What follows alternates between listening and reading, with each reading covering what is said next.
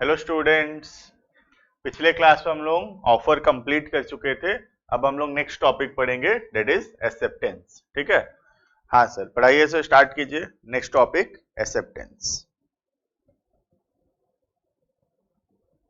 याद है, सबसे पहले मैं बोला था पढ़ेंगे ऑफर, फिर पढ़ेंगे एक्सेप्टेंस, फिर पढ़ेंगे कंसिडरेशन और फिर पढ़ेंगे एनफोर्सेबल बाय लॉ। ये सब पढ़ने के बाद हम लोग ट्रूली मीनिंग समझ पाएंगे द वर्ड कॉन्ट्रैक्ट। क्लियर? लिखना बेटे। हम अब नेक्स्ट टॉपिक स्टार्ट कर रहे हैं। The name of the topic is acceptance. ठीक है, लिखना।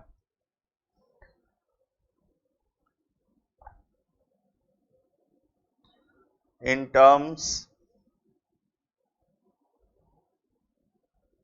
Of section 2 subsection B of the act. ठीक है, ये सेक्शन 2 सबसेक्शन बी, ये जो बेटे बी लिखा हुआ है ब्रैकेट के अंदर, इसको क्या पढ़ते हैं? Subsection B of the act. मतलब कौन सा एक्ट बेटे? Indian contract act. The term acceptance, the term acceptance is defined section 2 subsection H में, सबसेक्शन बी में क्या चीज डिफाइन किया गया है? डिफाइन किया गया है द वर्ड एक्सेप्टेंस। ठीक है, the term acceptance is defined as follows. ठीक है, देखना। एक्सेप्टेंस का मतलब लिखा हुआ है बेटे, when the person to whom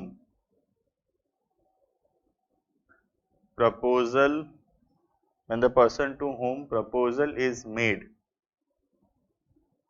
signifies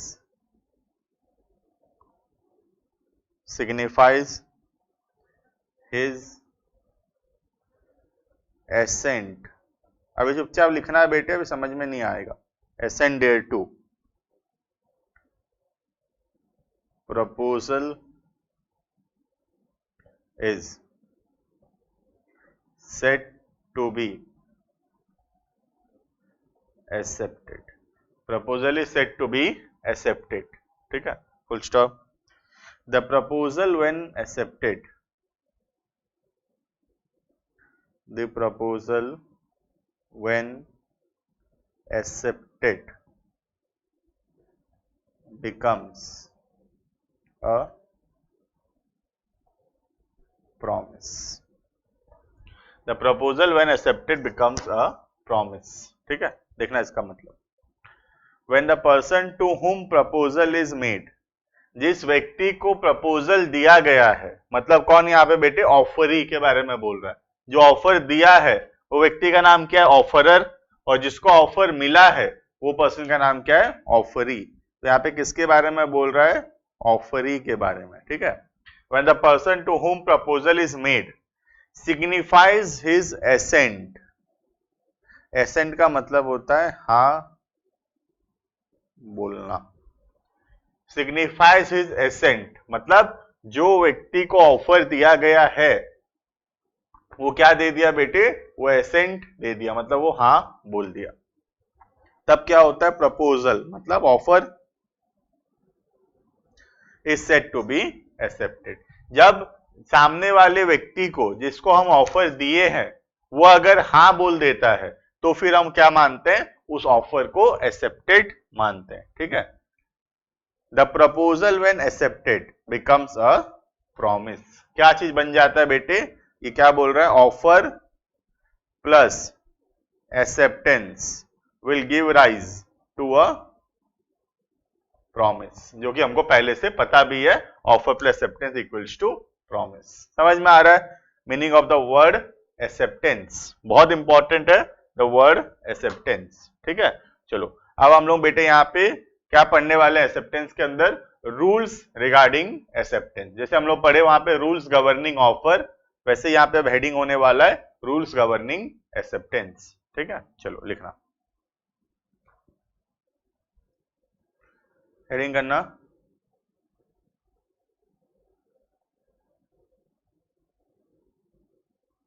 legal rules governing acceptance, legal rules governing acceptance. क्या क्या रूल्स है, किसके रिलेटेड बेटे, एक्सेप्टेंस के रिलेटेड। ठीक है, चलो लिखना point number 1, acceptance can be given only by the person, acceptance can be given only by the person to whom offer is made, to whom offer is made। क्या बोल रहा है, जिस व्यक्ति को ऑफर दिया गया है सिर्फ वही उस ऑफर को एक्सेप्ट कर सकता है। बहुत सिंपल सा बात है, ये हम लोग ऑलरेडी पढ़े थे बेटे, जो हम लोग पढ़े थे स्पेसिफिक ऑफर में, याद है स्पेसिफिक ऑफर, जब मिस्टर ए ऑफर दिया सिर्फ किसको, मिस्टर बी को, तो ये ऑफर कौन एक्सेप्ट कर सकता है, सिर्फ और सिर्फ मिस्टर बी एक्सेप्ट कर सकता है। और अगर एक पब्लिक ऑफर है, पब्लिक ऑफर मतलब बेटे एक जनरल ऑफर अगर है, तो उस जनरल ऑफर को कौन एक्सेप्ट कर सकता है, कोई भी व्यक्ति एक्सेप्ट कर सकता है, पब्लिकली कोई भी एक्सेप्ट कर सकता है।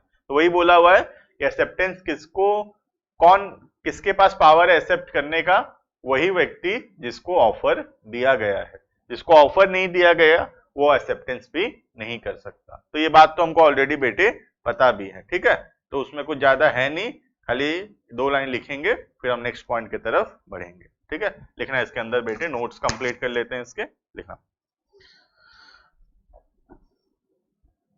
In case of specific offer it can be accepted only by the person to whom offer is made, only by the person to whom offer is made। जिस व्यक्ति को ऑफर दिया गया है सिर्फ वही व्यक्ति उस ऑफर को एक्सेप्ट कर सकता है। ठीक है, लिखना इसके अंदर एक छोटा सा एग्जांपल लिख लेते हैं बेटे, बाद में रिकॉल होता है ये सब चीज हमको एग्जांपल पढ़ने से। ठीक है, तो सिंपल सा एग्जांपल लिख रहे हैं, ए बी को ऑफर दिया तो कौन एक्सेप्ट कर सकता है, सिर्फ और सिर्फ बी एक्सेप्ट कर सकता है, बी के अलावा कोई और उसको एक्सेप्ट नहीं कर सकता। ठीक है, लिखना Mr. A gave an offer to Mr. B for sale of his car. The offer can be accepted only by Mr. B. The offer can be accepted only by Mr. B and not anyone else, और कोई उसको accept नहीं कर सकता। एकदम आसान सा point है बेटे, लिख लिए ये वाला पॉइंट, हाँ सर लिख लिए। नेक्स्ट बेटे लिखना पॉइंट नंबर 2, सेकेंड पॉइंट की तरफ हम लोग बढ़ेंगे बेटे, पॉइंट नंबर 2 की तरफ। ठीक है, देखना पॉइंट नंबर 2, ये बहुत ही अच्छा पॉइंट है बेटे, पॉइंट नंबर 2, ये भी कहीं ना कहीं हमारा पढ़ा हुआ है।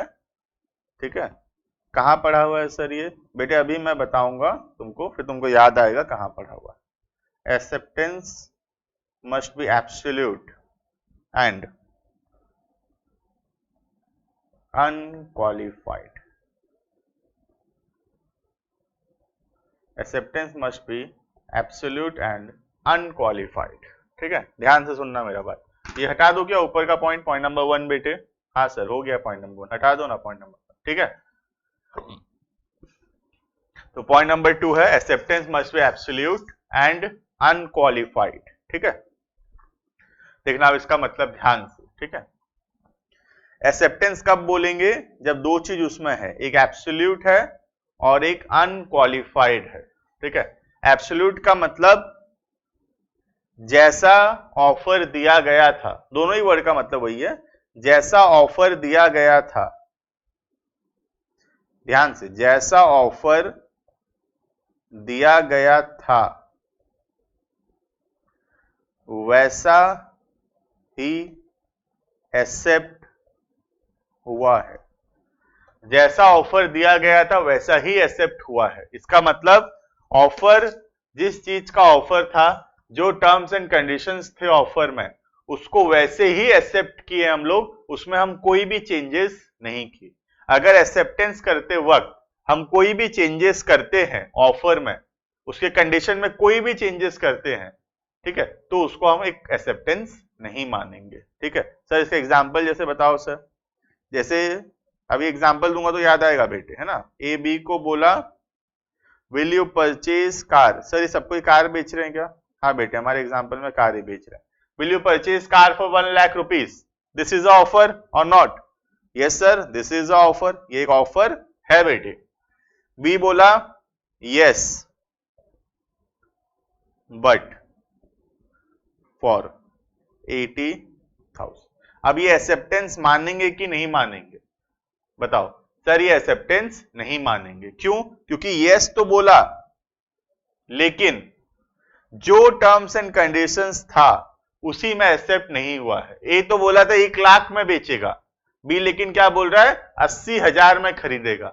तो क्या ये एक एक्सेप्टेंस है? नहीं सर, ये एक्सेप्टेंस नहीं है, because this is a qualified acceptance. Qualified मतलब कुछ चेंजेस कर देना ऑफर में, ठीक है। This is a qualified acceptance subject to some terms and conditions. Qualified मतलब क्या है? It is subject to certain terms and conditions. क्या टर्म्स एंड कंडीशंस है एक्सेप्टेंस का? ये 80,000 में एक्सेप्ट कर रहा है, तो this is not called as an acceptance. This is not an acceptance. इसको एक्सेप्टेंस नहीं बोलते बेटे, इसको तो और कुछ बोलते हैं। क्या बोलते हैं बताओ सर? इसको बोलते हैं, सर याद नहीं आ रहा है बेटे, पिछले क्लास में पढ़े ये वाला हम लोग। सर इसको बोलते हैं काउंटर ऑफर। याद करना, टाइप्स ऑफ ऑफर में हम लोग पढ़े थे काउंटर ऑफर। यही एग्जांपल दिया था बेटे वहां पे, बार्गेनिंग करने वाला एग्जांपल याद है? बार्गेनिंग क्या हो रहा है? बार्गेनिंग ही तो हो रहा है, ठीक है। तो this is not an acceptance, this is a counter offer. Acceptance होने के लिए क्या जरूरी है बेटे? Absolute and unqualified. मतलब जैसा ऑफर दिया गया है उसको वैसे ही एक्सेप्ट किया जाएगा, उसमें कोई भी हम नया टर्म्स एंड कंडीशंस नहीं डाल सकते। और अगर हम कोई नया टर्म्स एंड कंडीशंस डालते हैं एक्सेप्टेंस करते वक्त, तो उसको फिर एक वैलिड एक्सेप्टेंस नहीं बोलेंगे, बल्कि उसको एक क्या बोला जाएगा बेटे? That will be known as a counter offer. समझ में आ रहा है? हाँ सर। एक और एग्जांपल दो तुमको, दे दो सर। क्या है?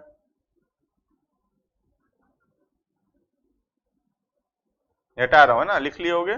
हाँ सर, हिंदी में भी लिखना रहता है। हाँ बेटे, कहीं साइड में कोने में लिख लोगे तो क्या होगा, तुमको बहुत हेल्प करेगा बाद में जब रीड करोगे, ठीक है।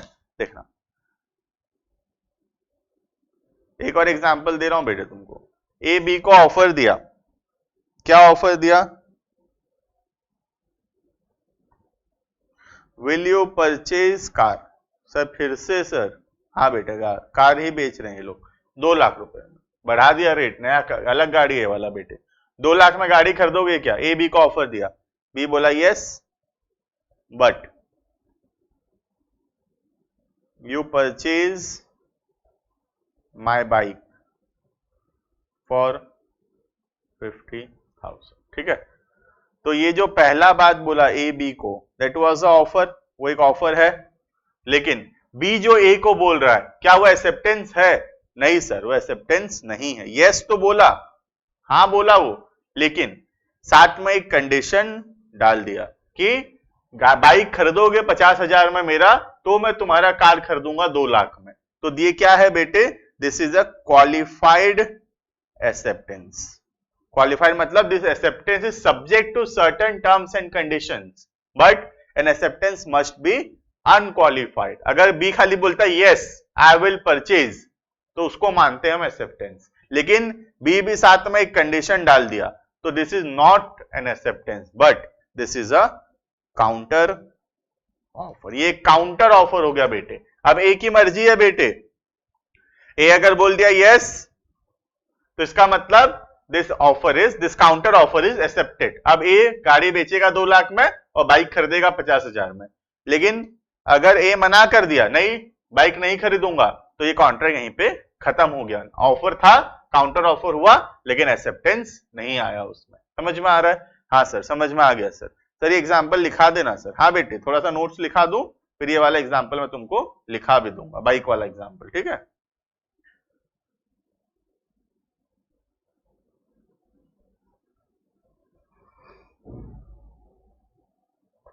ठीक है, acceptance must B absolute and unqualified. ठीक है, लिखना बेटे नोट्स इसके अंदर।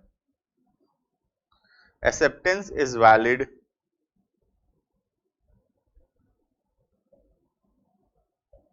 acceptance is valid only when it is absolute and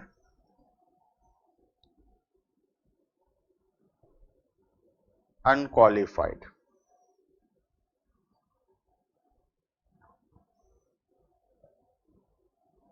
If the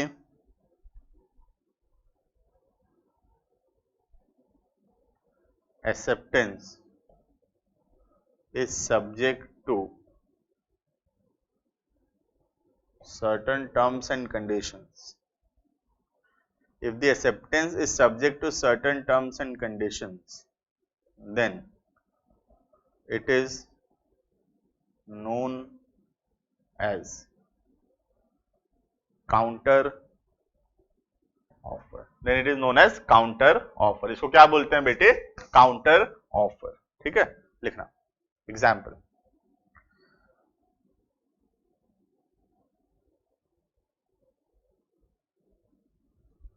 लिखना एग्जाम्पल। ये बाइक वाला एग्जाम्पल दे देता है ना। A offers B that will you purchase car for 2 lakh rupees. A क्या क्या बी को ऑफर दिया, will you purchase car for 2 lakh rupees. Mister B replied yes provided you purchase my bike for 50,000। provided you purchase my bike for 50,000। क्या इसको acceptance मानेंगे? नहीं sir, this is not an acceptance. This is not an acceptance as it is qualified. ये क्या है? Qualified है, मतलब subject to certain terms and conditions है। It is known as counter offer. बल्कि इसको क्या बोलेंगे? एक्सेप्टेंस तो नहीं बोलेंगे, क्या बोलेंगे बेटे इसको? This is a counter offer. ठीक है, हाँ सर समझ में आ गया। Next point number C, the acceptance must be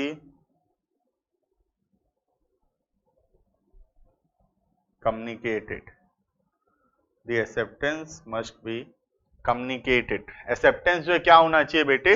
communicate होना चाहिए। the acceptance must be communicated।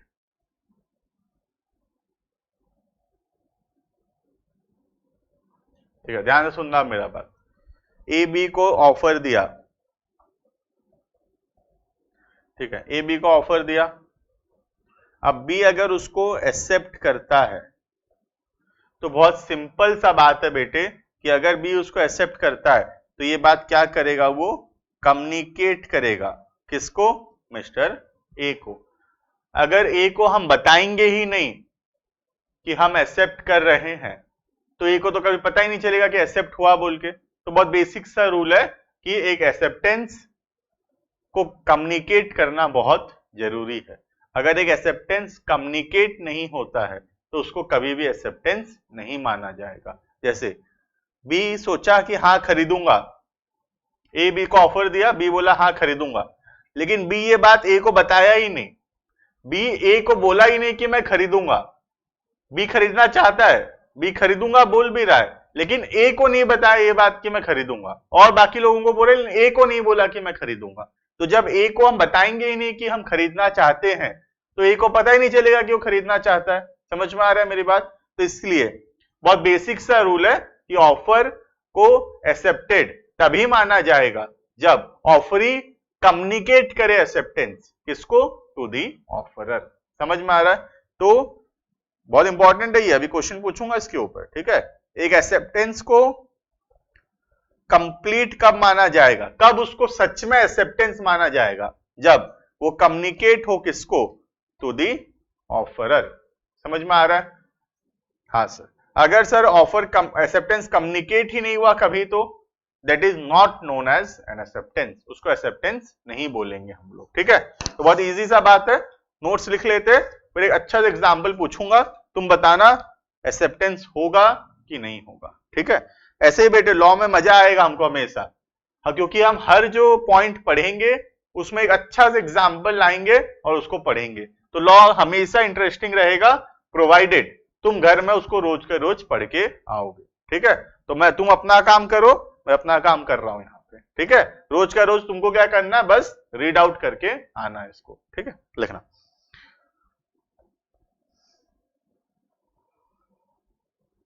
an acceptance must be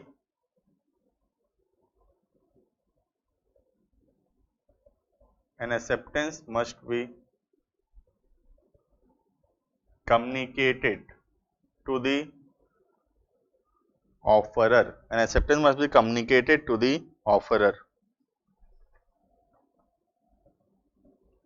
If the acceptance is not communicated, then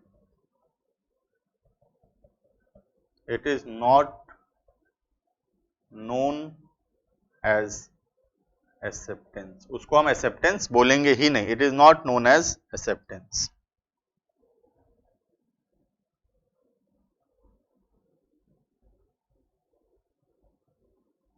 for example, ठीक है, एग्जाम्पल लिखवा रहा हूं बेटे, लिख लो पहले उसको, ठीक है। लिखना mister B supplied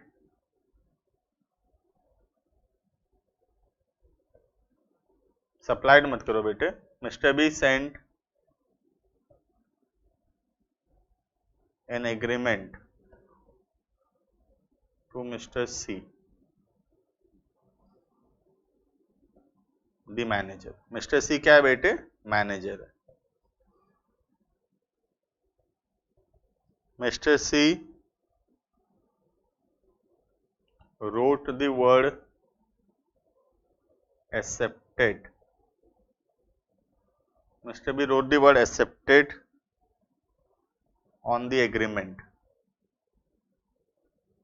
Mr. B wrote the word accepted. Mr. C wrote the word accepted on the agreement.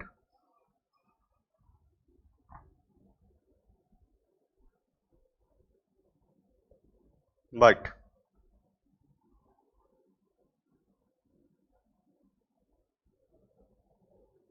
kept it in the office drawer. Kept in the office drawer and was not communicated to Mr. B. This is not a valid acceptance. इसको एक valid acceptance नहीं मानेंगे, ठीक है। पढ़ो चलो एक बार example पढ़ो, फिर मुझे बताना क्या लिखा हुआ है इसमें, ठीक है। पढ़ लो एक बार, 1 मिनट है तुम्हारे पास, रीड आउट कर लो बेटे क्या लिखा हुआ है इसमें और क्या समझाने का कोशिश कर रहा है ये पॉइंट। इसमें है कि मिस्टर बी एक एग्रीमेंट मतलब एक ऑफर दिया किसको? मिस्टर सी को। मिस्टर सी उसको एक्सेप्ट भी कर लिया, लेकिन गलती से ऑफिस का ड्रॉ में रख के उसको भूल गया, मतलब सी बताया ही नहीं बी को कि हम एक्सेप्ट कर लिए हैं, लेकिन सी एक्सेप्ट कर लिया था, लेकिन कहां रख के भूल गया बेटे, ऑफिस का ड्रॉ में रख दिया और वो भूल गया उसको। ठीक है, तो अब जब बी को पता ही नहीं चला तो क्या इसको एक्सेप्टेंस मानेंगे? नहीं sir, this is not known as an acceptance, इसको एक एक्सेप्टेंस नहीं मानेंगे। क्लियर है? तो क्योंकि रूल क्या था बेटे, acceptance must be communicated to the offeror. अगर ऑफरर को पता नहीं चल रहा एक्सेप्टेंस के बारे में तो वो चीज एक वैलिड एक्सेप्टेंस नहीं माना जाएगा। ठीक है, समझ में आ गया? 3 पॉइंट बहुत इजी है बेटे, एक्सेप्टेंस 3 पॉइंट पढ़ लिए बेटे हम लोग। नेक्स्ट लिखेंगे पॉइंट नंबर कौन सा, सी के बाद क्या आता है बताओ सर, हमको क्या पता सी के बाद क्या आता है? गधे हो क्या तुम लोग? बताओ सी के बाद क्या आता है, नहीं पता तुमको? सर सी के बाद डी आता है, लिखना बेटे point number D.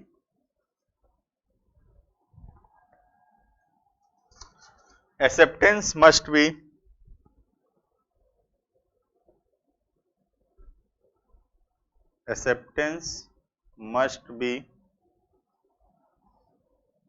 in the prescribed mode. Acceptance must be in the prescribed mode.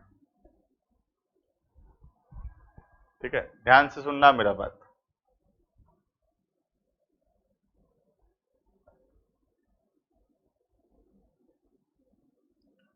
A B को एक ऑफर दिया, ठीक है, और ऑफर में एक बात बोला कि reply by email. A B को ऑफर दिया और बोला कि अगर एक्सेप्ट करना है तो ईमेल से रिप्लाई कर देना।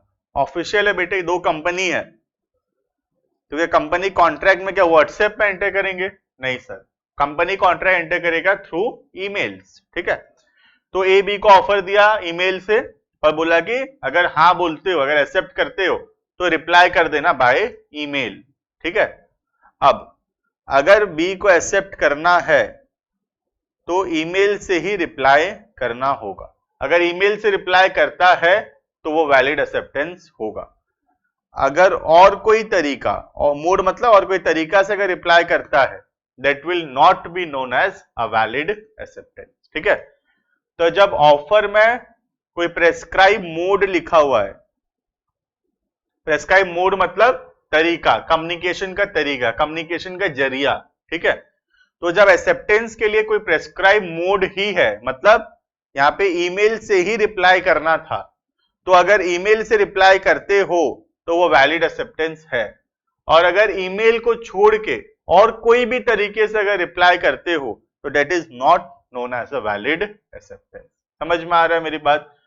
तो जब एक कॉन्ट्रैक्ट के अंदर एक मोड प्रेस्क्राइब्ड है, एक तरीका प्रेस्क्राइब्ड, एक जरिया प्रेस्क्राइब्ड है कि इसी जरिए से, इसी तरीके से रिप्लाई करना है, तो फिर उसी तरीके से रिप्लाई करना पड़ेगा। अगर उस तरीके से रिप्लाई करोगे तो वो एक्सेप्टेंस होगा, उस तरीके से अगर रिप्लाई नहीं करोगे तो that is not known as an acceptance. समझ में आ रहा है? हाँ सर, ये क्लियर एकदम? हाँ सर, ये क्लियर एकदम। नेक्स्ट बेटे देखना, ए बी को ऑफर दिया लेकिन कोई भी उसमें मोड प्रेस्क्राइब्ड नहीं है, कुछ बताया ही नहीं कि कैसे कम्युनिकेट करना है। ठीक है, तो अब बी की मर्जी है, बी कोई भी रीजनेबल, रीजनेबल मतलब सुइटेबल, कोई भी सुइटेबल तरीके से रिप्लाई कर सकता है, कोई भी रीजनेबल मोड से रिप्लाई कर सकता है। समझ में आ रहा है? तो जब एक ऑफर के अंदर मोड प्रेस्क्राइब्ड है तो उसी मोड में रिप्लाई करना है, और अगर मोड प्रेस्क्राइब नहीं है तो फिर हम कोई भी रीजनेबल मोड में कम्युनिकेट कर सकते हैं। क्लियर? हाँ सर, क्लियर, एकदम क्लियर सर। लिखना बेटे, इसी का नोट्स बस लिखेंगे।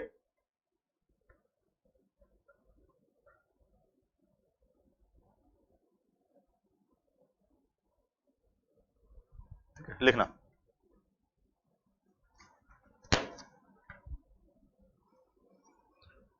where the mode of acceptance, where the mode of acceptance is prescribed in the offer. When the mode of acceptance is prescribed in the offer, it must be accepted in that manner. It must be accepted in that manner. But if the mode of acceptance is not prescribed, if the mode of acceptance is not prescribed, then offer can be accepted. Offer can be accepted in a reasonable mode. In any reasonable mode कर दो.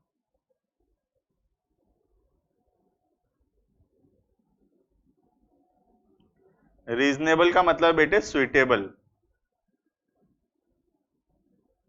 ठीक है, any reasonable mode, ठीक है.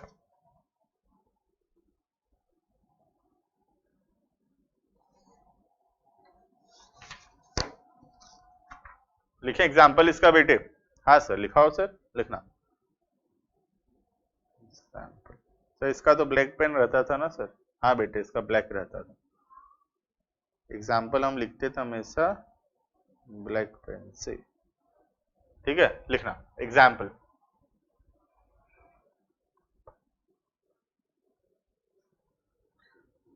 If the offerer prescribes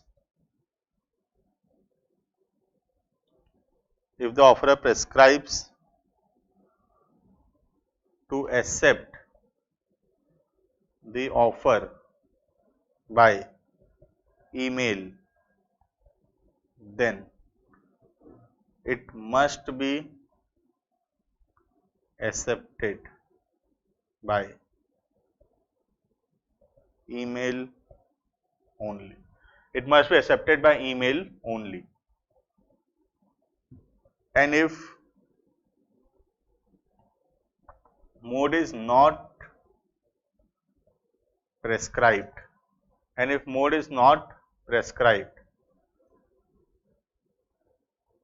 then offer can be accepted in any suitable mode.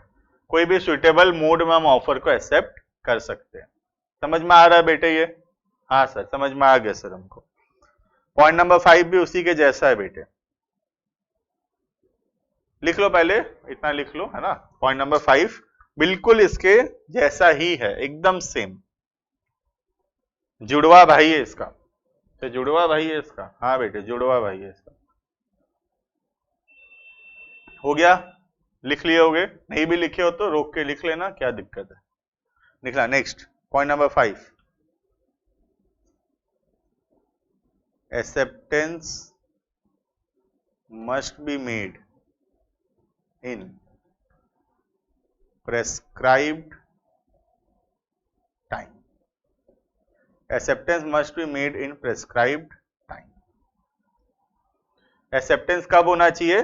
Prescribe time के अंदर होना चाहिए. जैसे यहां पे था प्रेस्क्राइब मोड, वैसे ये प्रेस्क्राइब टाइम, और कुछ नहीं है बेटे.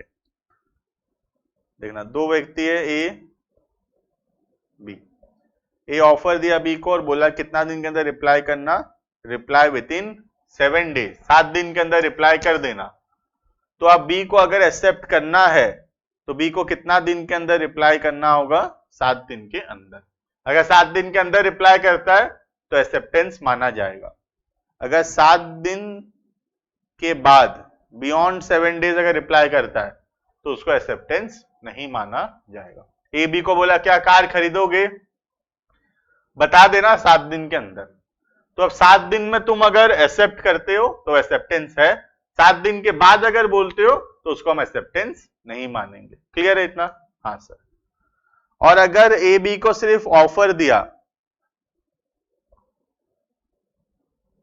और टाइम नहीं बताया, कितना दिन के अंदर रिप्लाई करना नहीं बताया, तो हम एक रीजनेबल टाइम, एक सुइटेबल टाइम के हिसाब से रिप्लाई कर सकते हैं। ठीक है, तो ये रीजनेबल टाइम या ये सुइटेबल टाइम जो है डिपेंड करता है केस टू केस में, वैरी करेगा। ठीक है, तो जितना दिन लिखा हुआ है उतना दिन के अंदर रिप्लाई करने से एक्सेप्टेड, उतना दिन के बाद रिप्लाई करने से रिजेक्टेड। ठीक है, लेकिन अगर टाइम नहीं लिखा हुआ है तो हम एक रीजनेबल टाइम के अंदर रिप्लाई कर सकते हैं। वही तो था बेटे, ऊपर भी सेम है, देखना ऊपर भी, खाली यहाँ पे क्या मोड है। तो जब प्रेस्क्राइब मोड था तो उसी के अंदर रिप्लाई करना था, उसी से रिप्लाई करना था, और जब प्रेस्क्राइब मोड नहीं था तो कोई भी रीजनेबल मोड सिलेक्ट करना था। वैसे यहाँ पे जब प्रेस्क्राइब टाइम है तो प्रेस्क्राइब टाइम के अंदर रिप्लाई करना है, और अगर प्रेस्क्राइब टाइम नहीं है तो कोई भी रीजनेबल टाइम के अंदर रिप्लाई करना है। क्लियर? हाँ सर, तो सेम तो था सर, इसलिए तो बेटे मैं बोला क्या है ये, जुड़वा भाई है।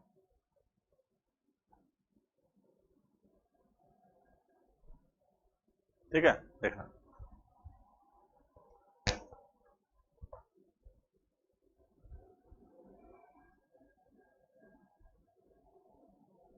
if time is mentioned in the offer, then acceptance must be given, then acceptance must be given within the prescribed time. Then acceptance must be given within the prescribed time. And if no time is mentioned in the offer, and if no time is mentioned in the offer, then it can be accepted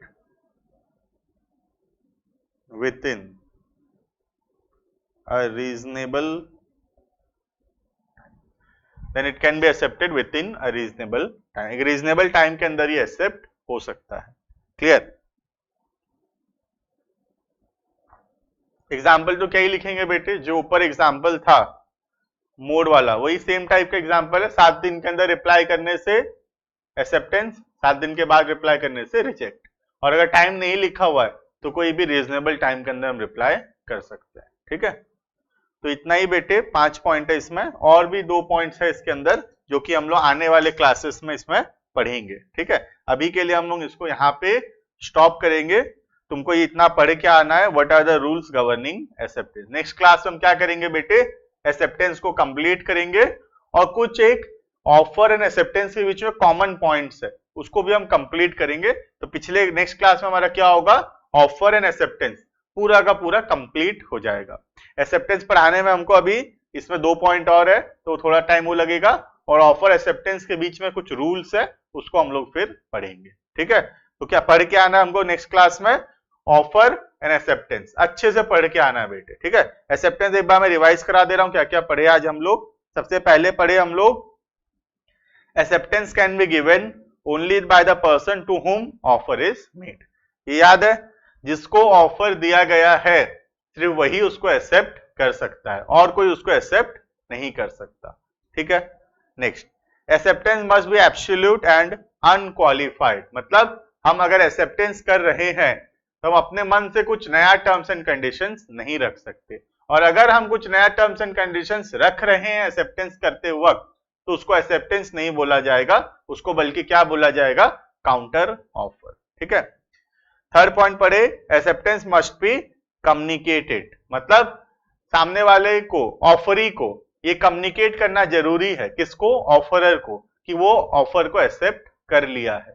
अगर offeree ये बात communicate नहीं करेगा तो उसको हम acceptance नहीं बोलेंगे। ठीक है, और फिर 2 सेम टाइप का पॉइंट है बेटे, एक है offer must be, acceptance must be made with in a prescribe mode, और एक है acceptance must be made in a prescribe time. ठीक है, तो इसमें अगर कोई मोड दिया हुआ है तो उसमें एक्सेप्ट करना है या फिर कोई रीजनेबल मोड में, ठीक है।